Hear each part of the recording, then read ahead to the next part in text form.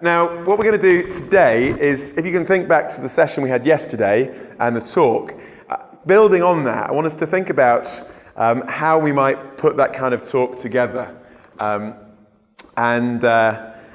We're seeing how we can use objections as opportunities. We've looked at how we can use that in conversation, but also how we can do it as a public talk. Now, I do this mostly in a university setting. As I mentioned yesterday, 20-minute talk, 20 minutes of questions over lunch, in, out. We also do it at our church once a month on a Sunday evening, and we change the formats, the style of the service. There's no congregational singing. We start with coffee and cake. People come in. There's a host who welcomes talk, and again, questions, roving mic, text questions, and so on. And that's really worked quite effectively. It's taken several times to build confidence, but gradually, month by month, people are bringing more friends. It's the kind of thing you can do in a cafe or a coffee shop. David Robertson up in Scotland is really an advocate for this and has been encouraging churches to do it, saying, go to a coffee shop and book it out for an evening and do the same kind of thing. So there's different environments you could do a talk like this. It doesn't have to be in a university setting. And this is not original to me, but I think there are really three parts to a good evangelistic talk. Firstly, there's identification, then there's persuasion, and then there's invitation. Identification, persuasion, invitation. I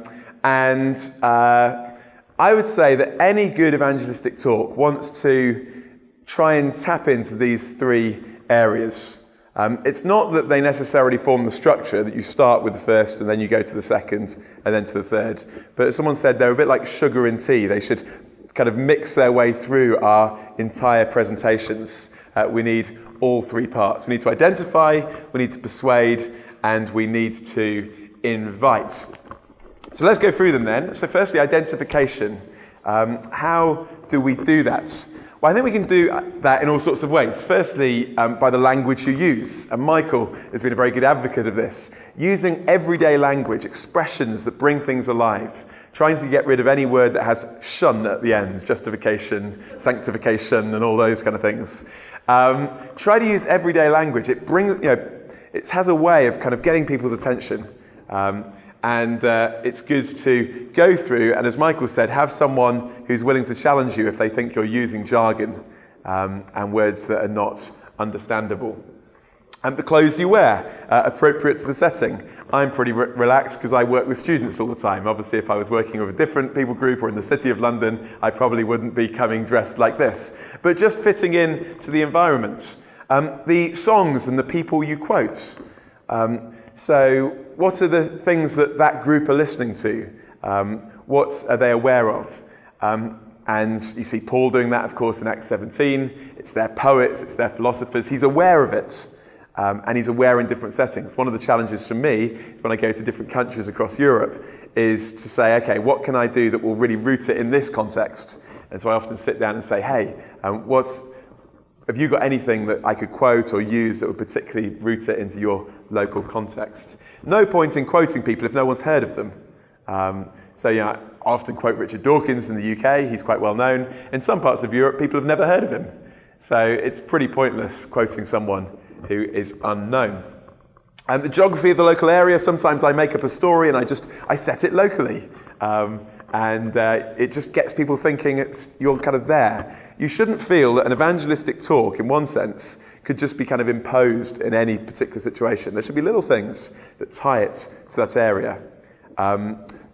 Billy Graham, we were just mentioning him, when he went to do a mission in a city, he would often get sent the local paper a few weeks in advance, and he would read the local paper of that particular city and gain and glean stories that he could use particular to that situation.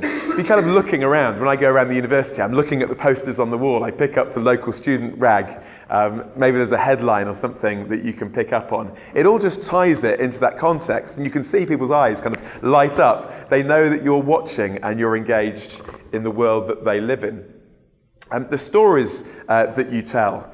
One of the things that I've noticed is that stand-up comedians, the ones that seem to be very popular, at least in British culture today, are the ones who tell stories. And they're often just everyday stories about their lives. You notice how in the talk I told the story about the airport situation. But that's often what comedians do. Michael McIntyre is a good example of this. He's very popular back home. And he just takes everyday stories, observational humour, experiences that everyone can relate to, and then tells them and gets people kind of smiling and laughing. Now, obviously, as a preacher, our objective is not just to make people laugh, but when people are laughing, they're suddenly defences down, aren't they, for the punch that can go in, which is why I deliberately put that illustration, which was the funniest point in one sense of the talk, directly before the application, which is the most serious one, which is asking people about their own sin and their own failings. Okay, so humour can have a power there. Have you ever heard a speaker who just who stands there and they're very intense, bang, bang, bang, bang, bang? After a while, you actually stop looking at them, don't you? At least I do, because you can't make eye contact. You almost build a barrier, and humour can bring that barrier down. So actually, you can get truth through. So that's kind of my thinking. Now, we all have different personalities. But I think we can learn a lot from the communication style of stand-up comedians. Not because we're comedians, but because in our culture, the only people who people willingly listen to, other than both people going to church, are stand-up comedians, the people who actually stand up and speak for maybe half an hour. So what can we learn from their style? We've got a bigger, better motive, but what can we learn? And storytelling, I think, can be one of them. Showing that you feel the force of the arguments. I think this is really key. Notice when I began the talk, I didn't just state the question and start answering it. I spent a few moments actually exploring why that question is a serious question. If you just state the question and start responding to it, people don't know whether you've really felt it. They want to know that you also feel the objection. That's also something I'm doing when I'm answering questions at the end. I didn't actually know I was doing this until a friend of mine observed it after a Q&A once, but he said, what you often do is dig the hole a little bit deeper before you try and get out of it. So someone asks a question, and rather than responding straight away, just kind of appreciate why that's a question. Someone says, hey, what about people that have never heard about Jesus in South America? And you could say, yes, that's a good question. How could it be fair for God to send people to hell because they live in the wrong place? Or people who lived in the wrong time. They just happened to live before Jesus. Or people who are too young to understand the gospel. Children who die in infancy. You see what I've done? I've actually made the question a whole lot harder before I then try and answer it. And that actually helps people to appreciate that you understand them. They're much more likely to listen to your response. Particularly important, I would say, if you're dealing with the topic of suffering. I would say unless you've identified at the beginning personally with it, then people probably won't listen much. So I spent about 5 minutes sharing some quite personal stories of people close to me and my experiences before I would go into trying to answer that question. So it shows that you feel the force of the arguments, and it shows that we're not attacking a straw man. You want to make the argument as strongly as possible as you do it. Then, the objections you anticipate. As you go through, you notice how yesterday, several times during the talk, I said, but you might be thinking this, or you might be asking that. Yeah, how is it fair that, what about good people? Yeah, how is it fair that people go to hell for eternity? And so on. You're trying to think about how people are going to respond to what you're saying. And you see Paul does this in Romans, doesn't he? Romans is really a series of anticipated questions that then form the basis of the next chapter and so on. And that's really what an address is. Someone said to me, a good talk is not a monologue, but it's a dialogue where only one person is speaking. In other words, it should feel like a dialogue because you're anticipating the unspoken questions in people's minds and then responding to them. Okay? So the way you do that is actually by talking to people personally. So the more you engage on a one-to-one level with your audience, or people in your church or culture, the more you can get to anticipate the kind of questions they will ask. So that when you're giving the talk, you can, hey, you're obviously thinking about this. You can almost see it on their faces after a while. You can guess what they'll be thinking. That's also an encouragement for us to make sure we're spending time engaging with people who are not Christians. I think the trouble, if we're preachers and we only talk to Christians, we're very good at anticipating the Christian questions, aren't we? And we anticipate the objections Christians make, but not the opposites. Tim Keller, when he went to New York, said he spent the first part of his time in New York just meeting with individuals to understand what the average New Yorker thought. And so now when he preaches, he's able to anticipate their objections. So that's something you can do throughout the talk. And then emotional connection, well, we've touched on that already, making sure that what you're saying is kind of emotionally appropriate to the topic. And that will depend particularly on the subject, of course. So if you're doing a talk on hell or suffering, that will have connection. If you're doing a talk on the reliability of the New Testament, of course, the manner is going to be quite different. It's going to be much more kind of evidential-based and so forth. Although, of course, at the end, you want to show the application of that, so it doesn't just stay on an academic level. Okay? So there are some ways that I would do identification. Remember, it's not just what you do at the beginning. It's something that can go throughout the talk. And it's a good thing to evaluate your talk and say, how am I identifying here with the audience? How could I do that better? Number 2, persuasion. A good evangelistic talk is not just stating truths. Jesus Christ is Lord. Yeah, that is the gospel, isn't it? According to Paul in 2 Corinthians. It's not just stating the gospel, it's persuading people of the truth of the gospel and the goodness of it. So how are we going to persuade in what we do? And I would say there are really 2 parts to persuasion. There's a kind of destructive and a constructive part. Let me show you. Firstly, there's a kind of destructive part, which is actually we're taking down false worldviews. So everybody's coming to our talk with a worldview. They may not call it a worldview, they may not even know what that word means, but they have a system, a grid by which they look at the world. And they're kind of cozy and happy in that grid because they feel it works. But what we need to do is show that actually it doesn't work in light of the issue that we're talking about. Now, you noticed yesterday the topic was hell, and I particularly addressed the atheist. Now, that's because in a university setting, the predominant kind of worldview by default would be kind of atheism, either explicitly or implicitly. And so you notice what I did? It wasn't a long part of the talk, but I just said the problem with atheism is there is no justice. And it doesn't work. Where is the justice if at the end of life, that's it?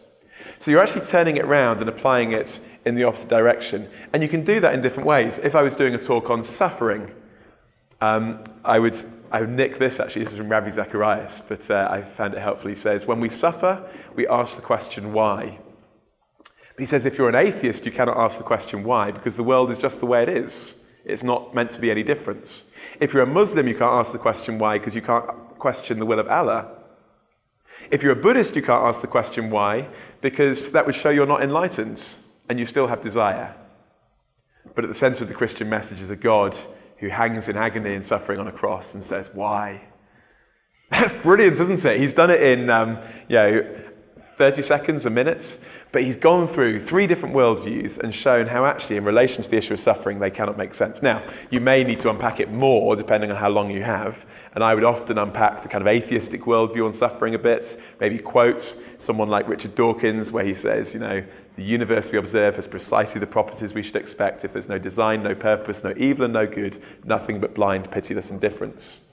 He says, that's the atheistic worldview. It's just the way it is. And so turning it round in that kind of, go on the offense, as it were, unless people start to question their own worldview, the chances are they may not be very open to looking into another one.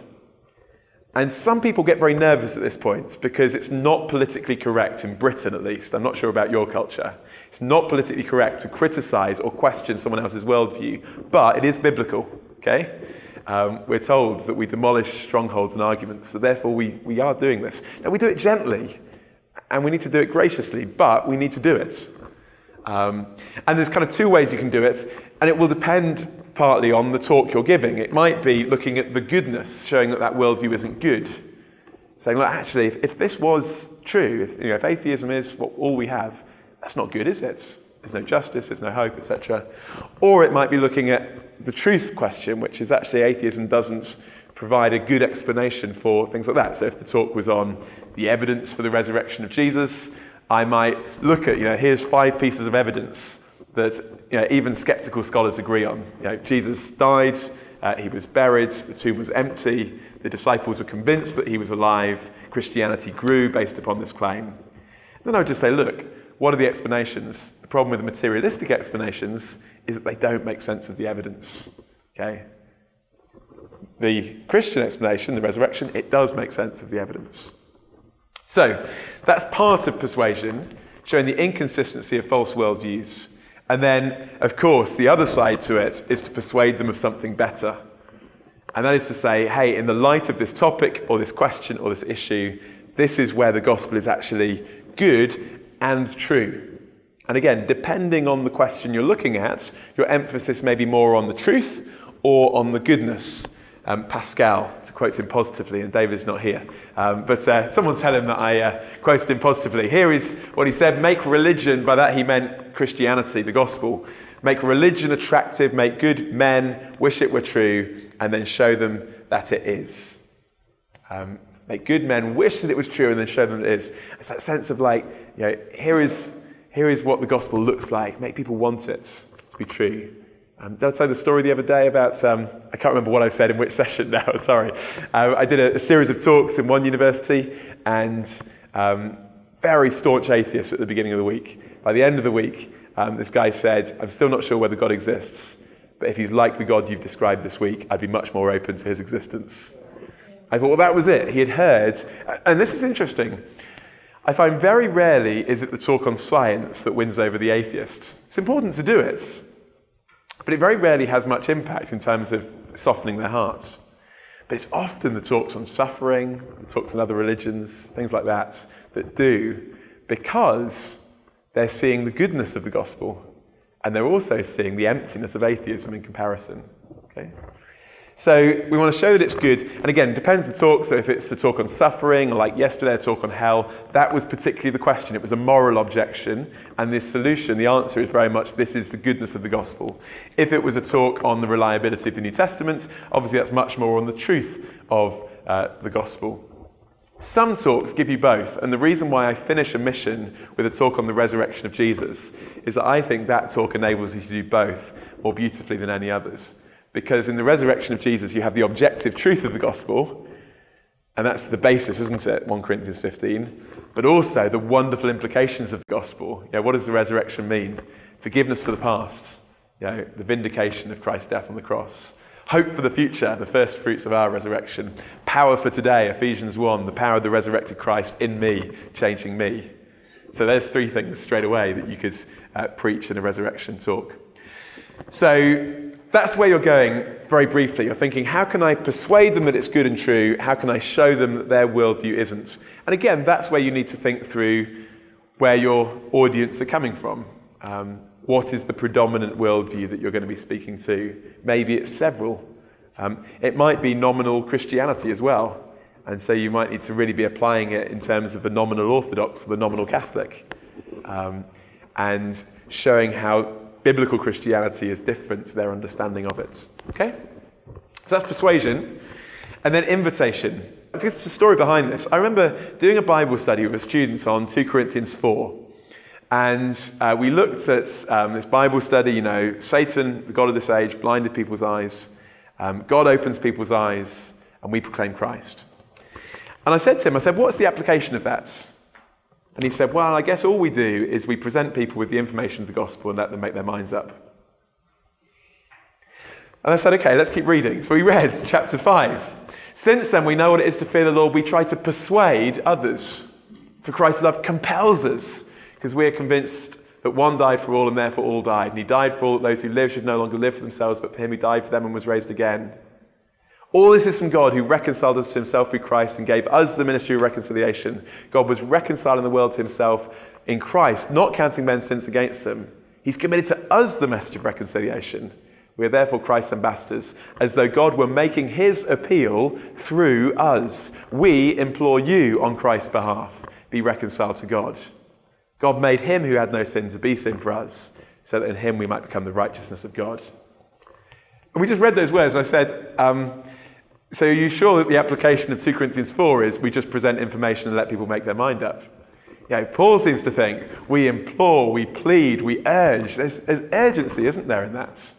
And I think there's a danger sometimes that the application of our systematic theology is actually counter to what the Bible says. We have a doctrine of well, it's God's work in evangelism, therefore I just don't. Paul never had that. He was absolutely sure that God opened blind eyes, but he was also sure that God made his appeal through him. Interestingly, by the way, Acts 26, Paul, recounting his testimony, says, God has sent me to open the eyes of the blind. So it's interesting, in 2 Corinthians 4 he says, God is the one who opens blind eyes. And then he says in Acts 26, God has sent me to open the blind eyes. Why? Because God does his work through us. So that means, as an evangelist, what I'm not doing is just saying, here's a load of information, take it or leave it, I'll go away and pray that God zaps some people. But actually I'm saying, as I'm preaching, that is the means that God has chosen to work in hearts. And so I can have a confidence that the Spirit can be using that preaching to be drawing hearts to Christ. And I tell you what, when I understood that, it kind of gave me an excitement about preaching that I didn't have before, because I didn't just see it as an impartation of information, but it was a way of encouraging, urging, and persuading people. So that's why I think invitation has to come into a talk. And that's where I think this is different from just a lecture or an academic kind of presentation. As we mentioned before, in terms of invitation, I'm always thinking of those three groups that you see in Acts 17. So in Acts 17, you've got the people who say, well, it's rubbish. They laugh at Paul. By the way, I find that really encouraging, don't you? I find it so encouraging that Paul got laughed at, because I think, I can be tempted to get really discouraged and think, well, I've failed. I think, well, Paul got laughed at and Jesus got rejected. If I want 100% success, I want to be more successful than Jesus and Paul. Good luck. Not going to happen. So some people mock, we don't give up. Some people say more, and we need to encourage people. Remember, not everyone will be at that point of being ready to trust Christ, but they may not be mocking either. And some people are willing to say yes, some people who are ready to trust Christ. And I'm always thinking of those three groups of people. Our tendency as evangelists is often to only focus on one. Some evangelists always pushing for decision, but in doing so, they're neglecting the people that are still back here, and then they kind of feel a bit alienated because they think, well, they're not speaking to me. Okay? And so we need to make sure that we are speaking to people like that. That's why even when I'm doing a prayer of commitment at the end, I'm saying, some people may not be ready to say this. This is not appropriate necessarily for everyone. So you're not kind of making people feel like, well, I'm out of it. Or you get people, and this is probably, I think, in my experience, what we more likely do, is we just anticipate the negative reaction. And so our talks can become very defensive and merely a kind of an attempt to possibly get someone to go away and read a gospel. and of course we want to do that for some, but then of course, as we said the other day, if we're not appealing to the people who are ready to trust Christ, then we're not going to see people necessarily openly respond in that way. So try and have all three in mind. You can be particularly at the end speaking to those groups, but you can of course do it throughout the talk as well. You can say, well, maybe you're here and you think, there's no God. Well, can I say, the problem with that would be this. And address those groups as you go through. And if you get all three, then something's probably going right. If you always get the mockery and nothing else, then maybe something's wrong. And if everyone says to you at the end of the talk, that was absolutely wonderful, then maybe something's wrong as well. But if you get all three, a few weeks ago I was in Moldova, and it was really interesting. We had loads of people coming in just kind of straight off the street to the lunch bar. And when you get that, you often get quite an interesting dynamic, because no one's got any Christian friends there. And so they don't worry about kind of making their feelings known. And it was a really interesting dynamic, because you had some people who were just very openly kind of ridiculing you. You can see on their faces, rubbish. But there are other people who became Christians in the very same talk. Now, as a speaker, you can be so aware of the people who are mocking that you kind of then get, reluctant to speak to the other people. And I'm always having to say, look, don't just see the people who are negative, see the people who are ready to trust Christ. And so often you have that mixture. I spoke at a youth event recently as well. And again, very openly, some guys were just completely disinterested. You could see them just, every time you made any kind of claim, just mocking, ridiculing. But in the same talk, I think it was 3 or 4 young people who clearly professed faith at the end. But it would have been a temptation not to even appeal for anyone to trust Christ, because I'd seen this group over here who evidently seemed to be ridiculing it so much. So threefold invitation. And normally, for the person who is mocking, my challenge, as I did yesterday, is read a gospel. And always I like to have gospels available to be taken away. For the people who want to know more, I've always worked with a group and say, look, what is the form of follow-up? And I generally wouldn't speak at an evangelistic event if there's no thoughts to plan follow-up. What's the point of putting all the effort into the event and then not helping people on the next stage? So know what it is, Alpha, Christianity Explored, whatever, and be able to advertise that. And then, of course, for those who are willing to say yes, I can do a prayer of commitment. Good. So, as I said, 3 responses. For those who are willing to say yes, I often finish with a prayer of commitment. Now, just to say on that, often I might do a prayer of commitment and people don't always respond. We don't always get someone ticking the box that says, count me in. But I still think it's worth doing. The reason why is that it shows that response is possible. I think if we don't do that and we just say, hey, come to a course, we kind of give the impression that what Jesus said in Mark 1 was, repent and do Christianity Explored, for the kingdom of God is near.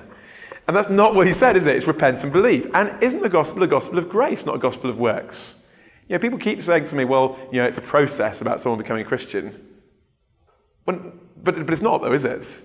It might be a process that leads to someone becoming a Christian, but actually someone coming to Christ is repentance and faith. So we're saying to people, actually, yes, you can trust Christ. And you could do it today. You don't have to wait until you're old. You don't have to earn it or achieve it.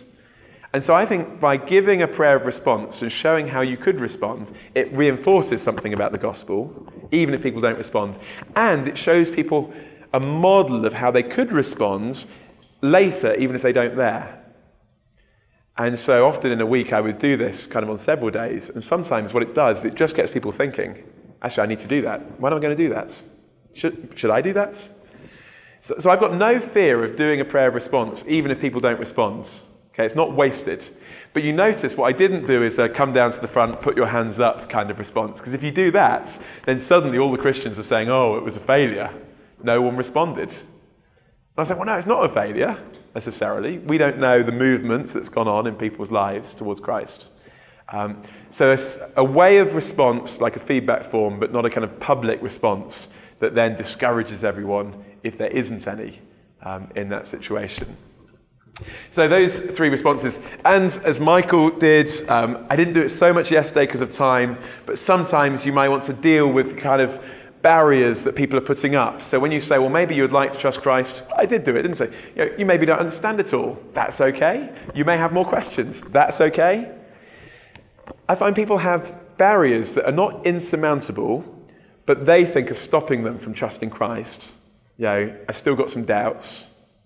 One lady said to me, I've not read the whole Bible yet. I can't become a Christian. I said, what? I said, half the Christians in my church haven't read the whole Bible yet. There wouldn't be many Christians in the world if they had to, come to Christ and then read it with him.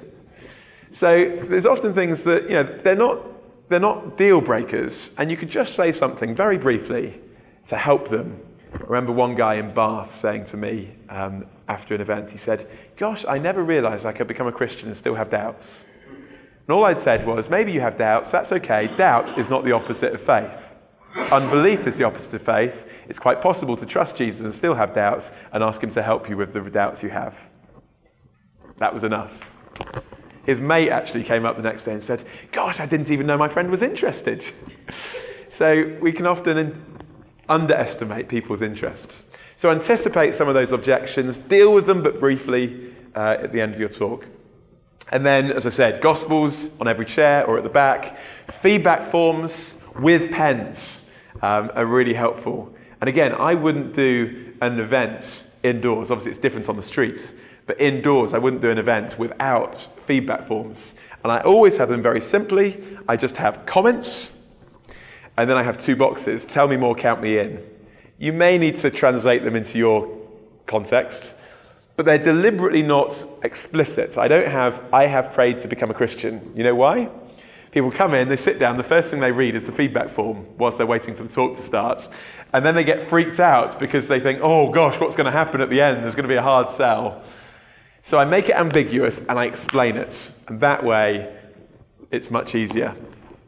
So feedback forms, and then just name and number. I never put email because I found that people are 90% less likely to respond to an email than they are to a phone call. So I only put phone number, and I keep it simple. Not 100 tick boxes about, do you want to come to the midweek mums group? Do you want to come to the prayer meeting and so forth? Just those two is all you need. And then phone number, call them within a day. And if you're doing a big event, you may need a small team that are dedicated. They're going to meet the next day and do that. You don't just send them a text message and give up. You keep trying until you get through, and then you meet up for a coffee. And that's important because what you want to do is turn contacts into friendships. Someone who's come along, maybe just off the street, through a flyer, and they may not come back unless they're plugged in. And the quicker you can plug them in, the better. And then a bookstall, I always have. And I don't have loads of books on the bookstall, but just a select few.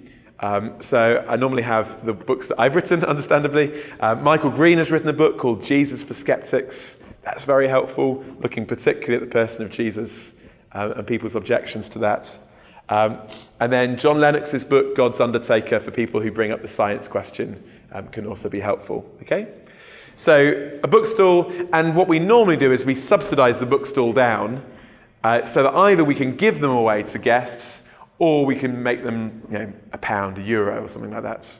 And I normally say, if you're a Christian, you can buy a book at the back. If you're not a Christian, well, I may not say Christian or not Christian. I say, if it's a Christian union, I might say, if you're part of the Christian union, you can buy a book at the back. If you're not part of the Christian union, the student group, then you can have it for free.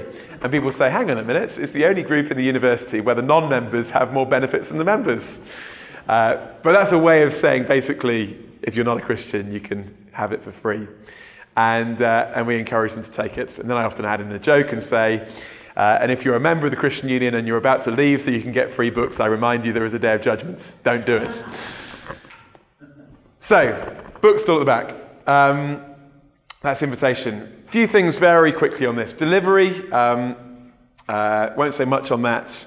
Notes or no notes. You've got to develop a style that works, but what I really want to make sure, whatever I have come to, is that I can make eye contact with people. You're speaking to people, not just at people. And there's a difference, isn't there, when people can see that you're looking in their eyes. So whatever you do, try and develop a style where you can look people in the eye. The better you know your material, the easier it is to do. And the more responsive you can be. The more experience, of course, you get, the easier that becomes. Generally, with topics like this, you'll end up doing some similar topics again and again. And so you will get more confidence in the talks as they go through. I would say that my notes are basically like driving instructions. Not that anyone has driving instructions these days, because you just stick your phone on. But in the olden days, when you used to have to write instructions of how to get somewhere, there were two problems you could have. You could have too few instructions, you would miss the turning. Or you have too many instructions, and you crash because you're looking at your page. If you're going to keep eye contact, you can't be reading a full manuscript, in my opinion. But you do need pointers that show you where you're going. A kind of halfway house that some people do is to print out their manuscripts on one side of the page, and on the other side of the page, just to abbreviate each paragraph of a sentence, so that if you need to, you can read, but hopefully you can just pick up the points as you go through. But eye contact's important, and trying to make it natural and conversational. Sometimes people become a different person when they stand up to speak. And I find, particularly in the situations that I'm in, that comes across rather weird. If you have a preacher voice and you suddenly turn into this person that you wouldn't be normally. Obviously, we speak with passion and enthusiasm, so it's not that we're laid back and we don't care, but it wants to feel natural. And then I promised I'd look at this briefly, handling questions. I think it's really important to have a question time at the end. It shows the gospel is true, publicly. It shows that we're not afraid of questions. We're scratching where people are itching. That's why I like answering questions, because I know at least at that point, I'm definitely answering someone's real issue. It helps us understand the audience.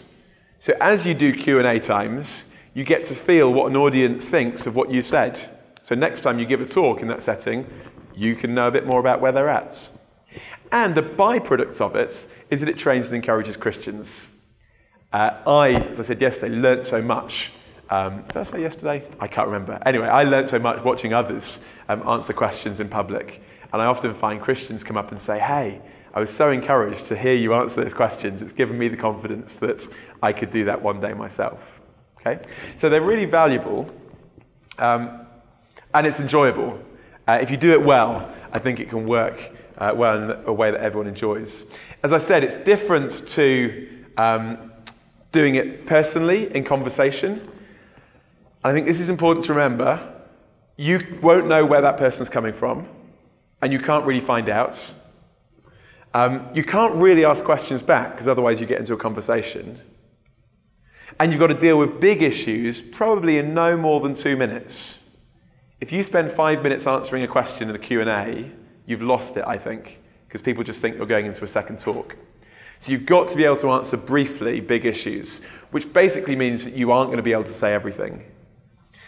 And it's harder to come back to people when you don't know the answer.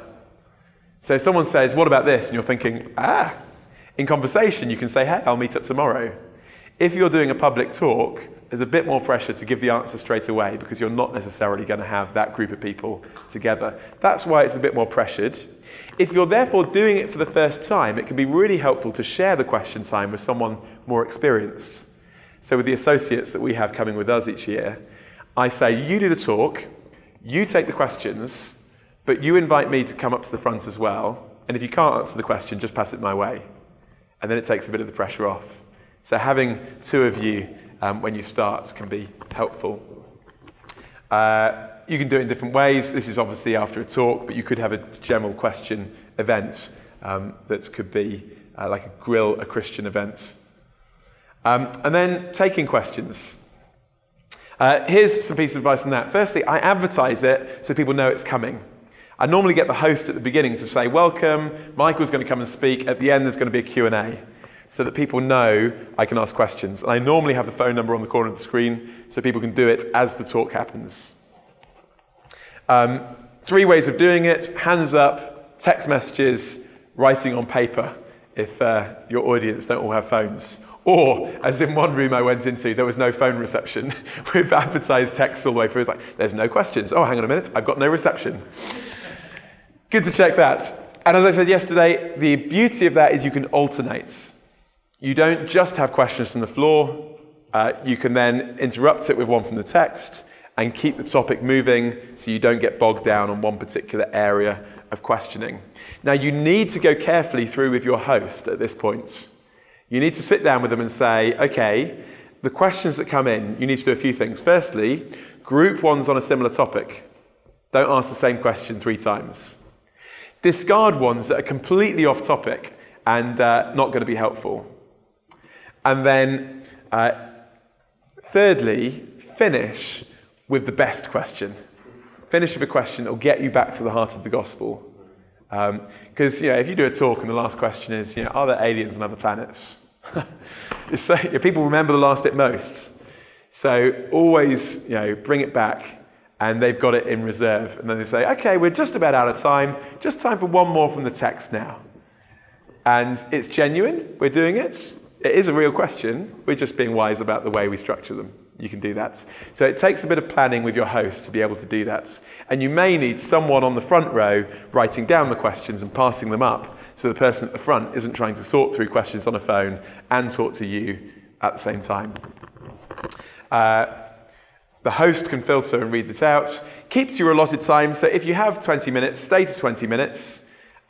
It's always good to end the Q&A where people wanted to ask more questions, because that way they're more likely to have conversations. You don't want to kind of be dragging out, is there one more question? Because then people kind of think, oh, we've kind of exhausted that topic. So always finish when people want a little bit more.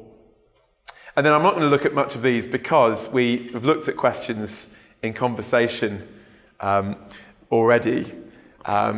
But be calm and gracious, don't worry, kind of smile, appreciate good questions, say thank you, gives you a chance to think too.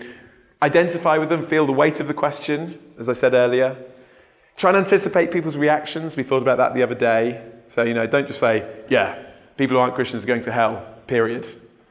Because that's going to get people up in arms. You've got to anticipate that. And you might say something like, hey, yeah, I can understand that you would be really upset, wouldn't you, if I said that people who aren't Christians are going to hell? Because that sounds like I'm claiming to be better than you. But, and then explain. Be focused on Jesus, be positive, the gospel is good. Be prepared. If you're giving a talk on suffering, you can probably learn to anticipate the questions that people are going to ask. And as you're giving that talk, you've already thought through what you might say in response to those questions. So part of your talk preparation is anticipation of the questions at the end. I sometimes jot down some thoughts, or even a few quotes if I need them. I give a talk on religious violence. I know that every time there will be a question about Old Testament violence, I leave it for the Q&A, but I've got some notes ready for when the question comes up. Be honest. If you don't know, you still have to admit it. And what I would do is I'd say, look, that's pretty much as I could say on that topic. If you want to find out more, I'd gladly talk tomorrow if you're around more than that, or I'd gladly come back to you if you aren't satisfied with what I've said. Be helpful, further reading and other talk, online resources. You can't say everything, but you could say, hey, there's a great book at the back, and there's a whole chapter on that topic. Or I'm going to deal with that topic tomorrow. Why don't you come to the talk then? That's why a series of talks can be helpful. And then be prayerful as you are responding to people's questions. And then very quickly, we've got 5 minutes. What if? I said yesterday that doing a question time is like flying Concorde. It can crash in lots of different ways. What if there are no questions? Well, I encourage people lots. And in some universities, generally I find in Britain it's the newer, less academic universities, people are quite shy to ask questions because they think it's not allowed to disagree. And so I say, hey guys, we would love your questions. Please don't feel that I will be offended if you disagree with me. I will be offended if you don't ask questions because I'll assume you've found my talk completely boring. So please ask your questions. Or I say something like this. If you don't ask questions, I'll assume you've agreed with everything I've said. So if you don't agree, please let me know why. Or if there's a big long pause and people are kind of, I say, hey, it's always hard to ask the first question. Let's go to the second question. Who would like to ask the second one? Make a joke out of it. Or at the end of the talk, I say, hey, turn to your neighbour and discuss what your question's going to be and nominate the person who's going to ask it and give them 30 seconds just to think through what their question might be. That way, if they're sitting next to a Christian, the Christian can ask the question for them if they're too shy to do it. So if there's no questions, what if there are not questions but statements? This can happen. Someone says, I haven't really got a question, but I just want to make a point. Now, you've got to be firm here, and I would say, well, actually, this is a question time, so can you phrase it as a question, please? I do that because you can't answer a statement, can you? And the reason why sometimes people get stuck in a Q&A is that they're trying to give an answer to something that isn't a question. So just say, hey, this is a question time, can you make it a question? And see if that can be done. If they do insist on just making a statement, you can say, well, thank you very much. Has anyone got a question? It might sound a little bit rude, but actually I think it will help you in the long run. Too many questions, particularly from one person. This is particularly an issue. As we said yesterday, I would take a comeback once, but after that I would say, hey, let's chat more later. And try and be firm on that. And that's where text questions can help, because then you can jump straight to another issue. What if people get angry? That can happen. I did one mission where basically this girl would shout at me for 2 minutes and then run off. Every day. It was rather annoying. Well, I think just smiling, keeping calm, don't get angry in response. Try and be empathetic and understanding. Don't worry. Notice that people are watching not only you, but them. And your battle is not just with them, but also it's with the rest of the audience. Quite often people have said, hey, I'm really sorry about that person at the back. I thought you answered them so graciously. And actually they were won over to your side, as it were, by your gracious response to their anger. So just be aware of the rest of the audience. You may not win that person. They may be too angry to listen to what you say, but everyone else is. Questions are off topic. You've got a choice here. If there are no questions at all, hallelujah, at least someone's asked something. Go for it. If you've got lots of questions, you can be a bit more picky and you can say, hey, that's on a different topic, we'll deal with that later, or there's a book at the back, let's stick with the topic. So make a judgment there on whether you feel that you need it or not. If they're obviously from Christians, sometimes you get a question and you think, gosh, this is really from a Christian who thinks I haven't done a good enough job of explaining penal substitution or something like that. And I just try and avoid spending too long on it. I won't ignore it, but I want to make sure I'm answering the genuine objections of the non-Christians. So whilst we may like to spend lots of time explaining the intricacies of some things that other people won't find helpful, kind of try to avoid that temptation. Other people try to answer. I did a mission in Kingston University in London. Half the audience were Muslim, half the audience were Afro-Caribbean Christian. And it was really quite fun because the Afro-Caribbean Christians all wanted to answer the questions of the Muslims. And I was just standing at the front and thought, if I don't keep control of this, the whole thing is going to develop into a Third World War. And so I just had to keep, someone says, I haven't got a question, I just wanted to say something about what they said. I say, hey, I'm really glad that you've got some thoughts about what they said. Why don't you chat together at the end? But for the sake of order in the Q&A, let's keep the questions to the front for now. It's much easier to do that. So you've got to be firm. Questions get stuck on one issue. That's where the texts can help because we can move them around. You don't understand the question. That is the last thing that could happen. And again, if you don't understand the question, maybe repeat the question back and say, have I understood you correctly? And again, if you don't understand the question, of course you're not going to be able to answer it. So I might say, I hear you're saying this. Is that correct? It also is a way of giving you time to think too. So repeating the question back can help with clarification. If it's on a text, you can't do that. And you have to say, well, I'm not exactly sure what you're getting at here in this text, but I'm going to assume that your question means this. If your question meant something else, please come and tell me afterwards, and I'll try and answer it more satisfactorily. As I said, there are lots of things. They don't normally all happen in the same Q&A. You'll be glad to know. But you'll find in certain places, one or two of them are most likely to happen. And then if you're aware of it, you can counter it. And then as we finish, how do you develop yourself in this? Learn from good evangelists and become yourself. I remember watching a young evangelist, and he was modelling himself on Ravi Zacharias. And when I closed my eyes, I thought, I'm listening to Ravi. No, I'm not. I'm listening to someone else. And it was kind of good, apart from we'll never be as good a copy as the original, will we? And the way to make sure we don't just become a copy of one evangelist is to listen to a broad range and try and learn from as many as possible. And say, hey, what can I learn from them? What can I learn from them? I was listening to Jay Smith yesterday, and I think there's so much I can learn from Jay, but I'm not Jay. If I was to stand up and try and be exactly like him, that wouldn't work. But there's stuff I can learn from him, as well as stuff I can learn from people who are completely the opposites. So try and learn from a broad range. As I said, reading evangelistic books, watching evangelistic talks can feed our development in this. And really your preparation in this regard is not what you do in the week before the talk, but it's what you're doing week by week. You're reading, you're studying, you're thinking, your engagement with culture. All of that is building up a resource that you will then draw from when you come to do the preparation.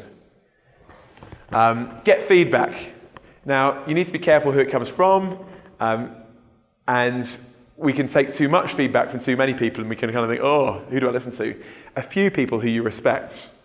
And if they're not in the audience, record it on your iPhone, or whatever phone you have. Just take a kind of voice note, stick it next to you, and then send it to someone who you trust and say, would you just mind listening to this talk and telling me how I could do better? And that's really easy, isn't it? Anyone can do that. So I've done that for a few friends. I'd happily do that for others. And never stop learning. Michael Green, who's not here yet, maybe in 15 minutes, whenever he's come on a mission with me, whenever he's not giving a talk, he's sitting there making notes.